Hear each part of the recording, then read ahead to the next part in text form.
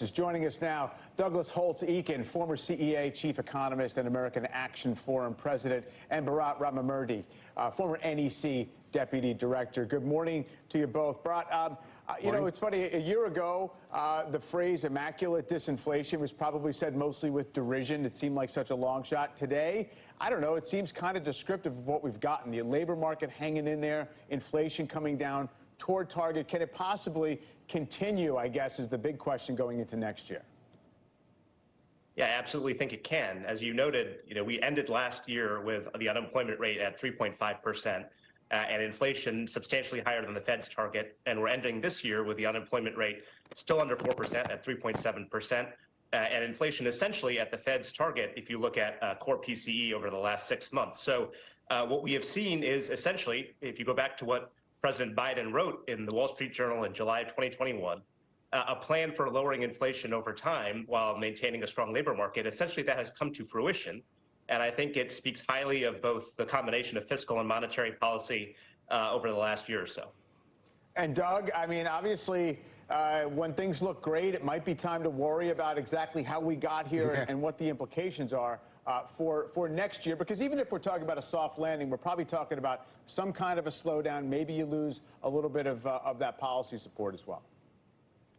Well, I think there is still reason to be cautious.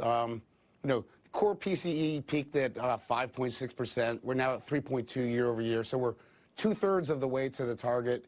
That took 2 years. So we might have another year of disinflation to get back to the target. We're hardly done. And there's a lot in the real economy, I think, to be cautious about.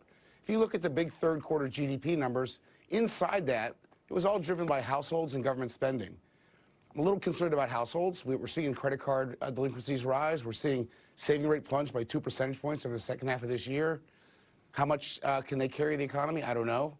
Business fixed investment, which I'll remind you, led every post-war downturn except the pandemic. So that's the thing to look at. Essentially flat in the third quarter. No sign of a big pickup in the fourth quarter. So I'm cautious about the outlook in the first half of 2024. We're still going to have to fight some inflation. There's not the underlying balance in the economy that you'd like to see.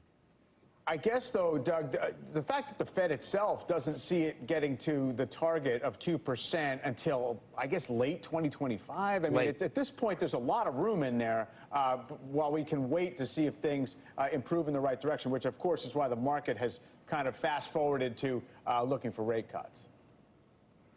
Yeah, I just think that people get ahead of themselves on the timing. There's been an enormous amount of progress on inflation, no question about it. But remember, everything broke our way in 2023. We got a productivity bump that no one saw coming, 2.3%.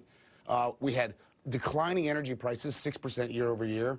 We saw some moderation in food inflation. And so everything that could go right did. That's not going to happen every year. So I think being cautious about where we land in 2024 is the right stance right now. And Bharat, I mean, clearly there's dissatisfaction out there with a few things in terms of how the economy is operating. You can't complain about sub 4% unemployment, obviously, but housing affordability is something that hovers over a lot of people. We have this sort of locked up home market at this point with very little turnover. And then, of course, the absolute level of prices is relatively high, and people still kind of anchored to that. So is there any way that things can happen in the coming year that can alter those things?